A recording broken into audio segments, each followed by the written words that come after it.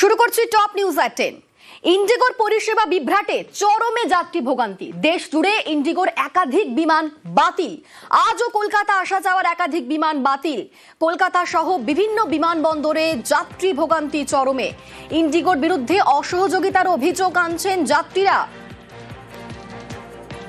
কলকাতা বিমানবন্দরেও যাত্রী ভোগান্তির ছবি স্পষ্ট। পরিষেবা বিভ্রাটে যাত্রী ভোগান্তি, রীতিমতো সমস্যায় পড়েছেন যাত্রীরা।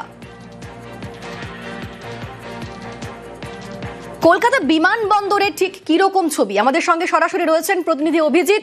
অভিজিৎ, কলকাতা বিমানবন্দরে এই মুহূর্তে কিরকম ছবি? যাত্রী দুর্ভোগ কতটা চোখে পড়ছে এবং যারা দুর্ভোগে পড়েছেন তাদের জন্য কোনো ব্যবস্থা কি করেছে ইন্ডিগো কর্তৃপক্ষ? কোনো আশ্বাস কি দেওয়া হয়েছে?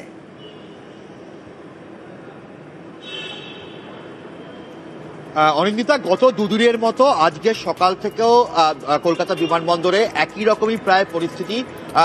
সকাল থেকে দিল্লি এবং মুম্বাইয়ের দুটি বিমান বাতিল করেছে ইন্ডিগো কর্তৃপক্ষ।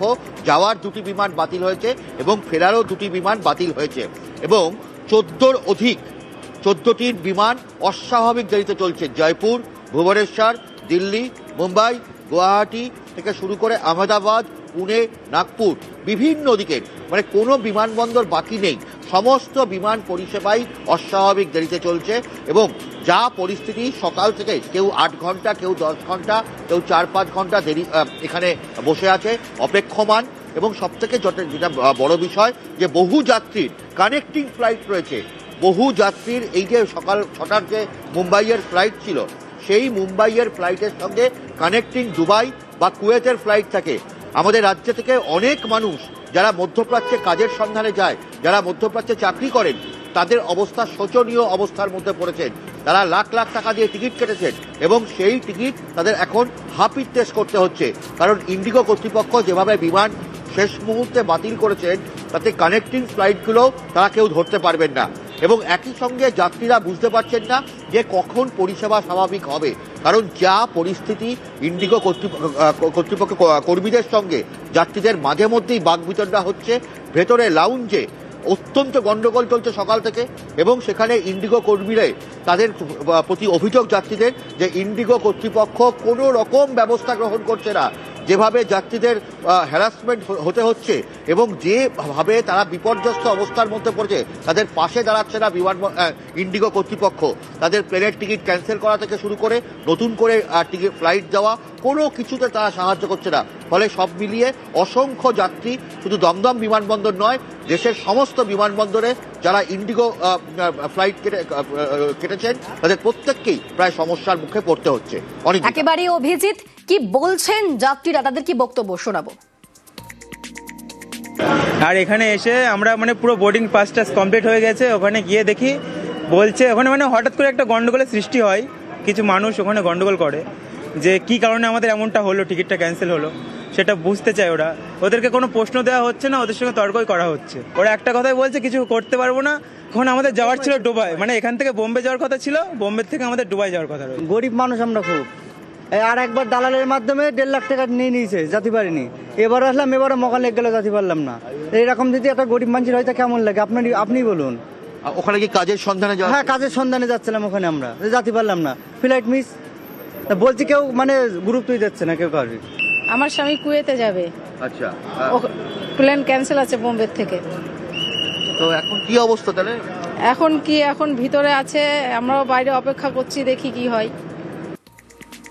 দমদম বিমানবন্দরের পর এবার একটু বাগডোগরার দিকে নজর রাখতে হচ্ছে। ইন্ডিগোর বিমান বিভ্রাটে বাগডোগরাতেও রীতিমতো ভোগান্তির ছবি। গতকালের পর আজও বেঙ্গালুরুগামী বিমান বাতিল করা হয়েছে। আমাদের সঙ্গে সেখান থেকে সরাসরি রয়েছেন আমাদের প্রতিনিধি বিশ্বজিৎ। বাগডোগরাতে কিরকম ছবি, সেখানে যাত্রী দুর্ভোগ কিরকম নজরে আসছে, কি বলছেন যারা সেখানে অপেক্ষারত অবস্থায় রয়েছেন?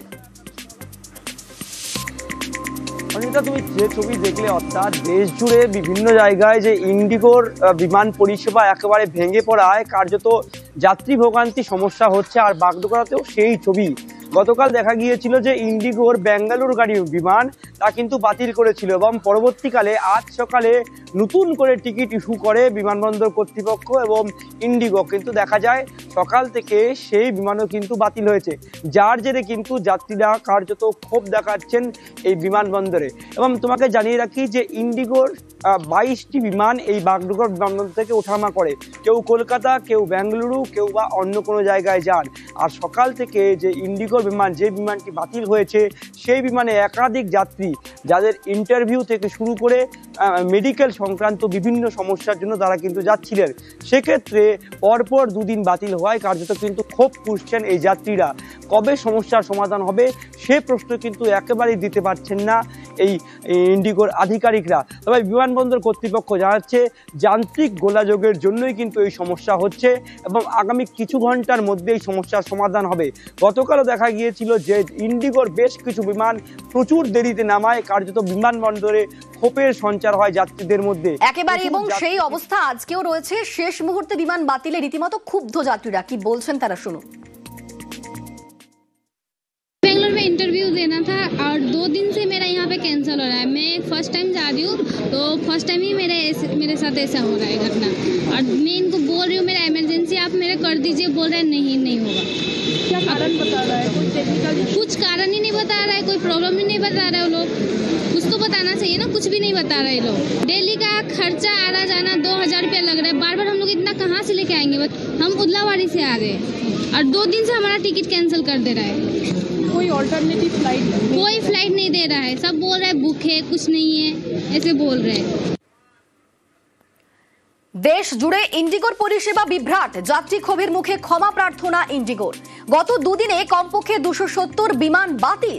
প্রযুক্তিগত ত্রুটি, প্রতিকূল আবহাওয়ার জেরে বিপত্তির দাবি। বিবৃতিতে বিমান ব্যবস্থায় যানজট, কর্মীর সমস্যারও উল্লেখ।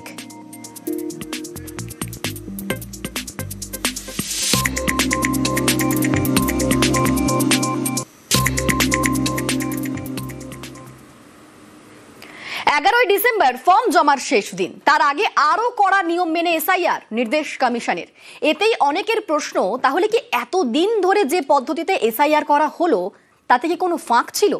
এসআইআর সত্ত্বেও কি ভুয়ো ভোটার ঢুকে পড়েছে, নাকি বিজেপির ক্রমাগত চাপে কমিশনের এই পদক্ষেপ?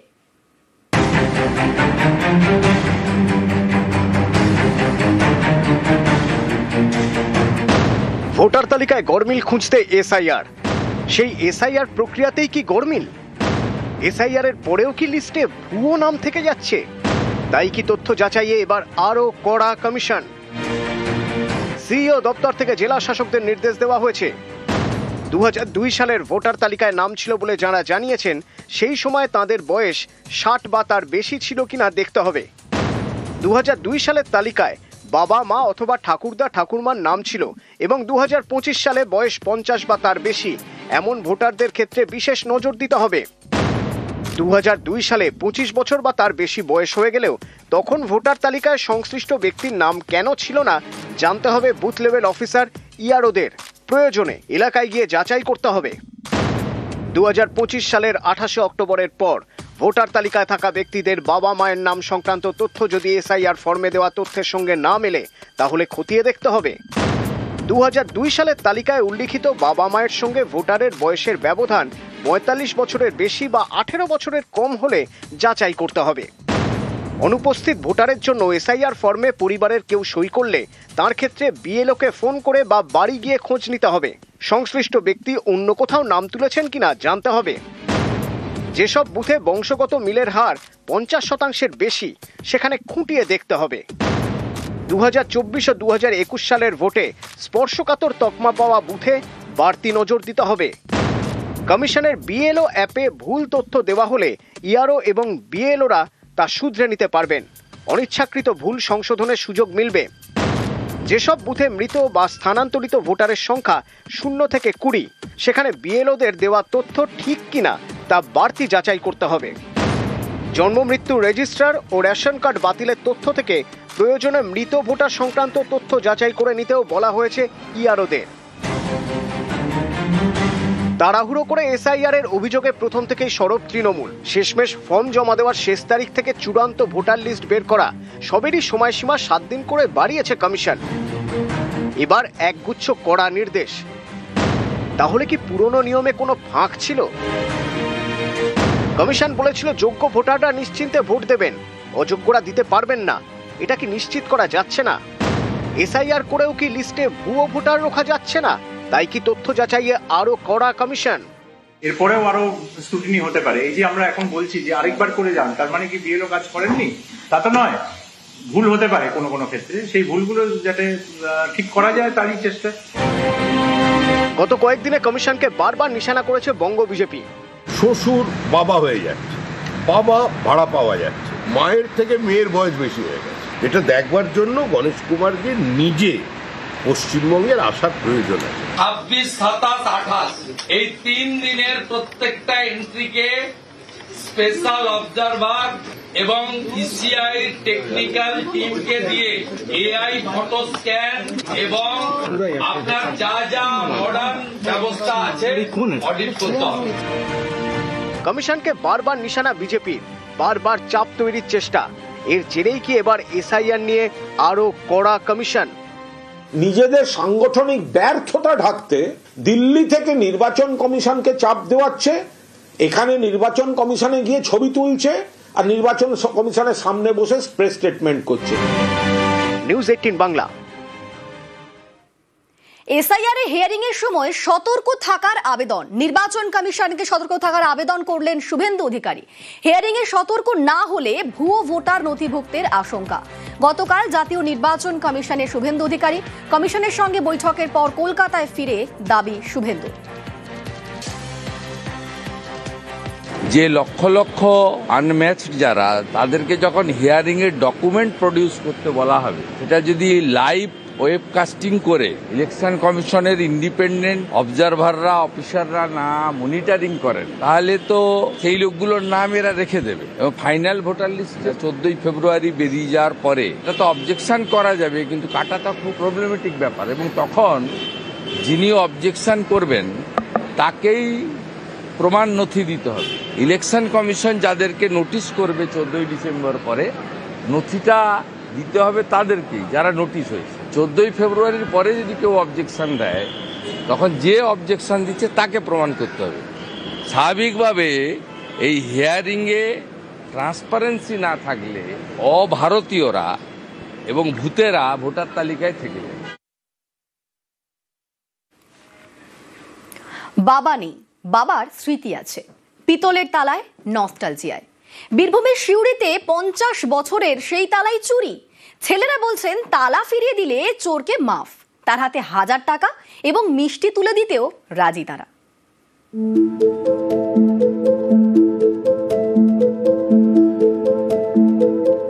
প্যারিস ভালোবাসার শহর।